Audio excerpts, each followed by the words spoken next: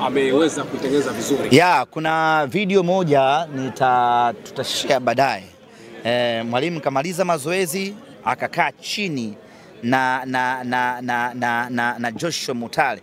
Yani unajua ile father and son talk, yale mazungumzo ya baba na kijana wake, ndio wamekaa chini hapa katika uwanja huu wa KMC, anazungumza naye. Na kwa nini mwalimu ameinvest muda kwa Joshua Mutale SGR? Kwa sababu anafahamu ubora aliokuwa nao. Kwa hiyo mwalimu aliamini kwamba nikimpa confidence huyu na kumuonesha kwamba ninamwamini, atakuja kunilipa kitu kizuri. Na mwalimu amefanya hiyo kazi kwa ufanisi unajua Fadlu sio tu kocha, ni rafiki, ni mlezi, ni baba. Kwa hiyo anaifanya kazi yake kwa ubora wa hali ya juu mno. Na ndio maana hii leo unamuona Joshua Mutale akiwa kwenye kiwango bora kweli kweli.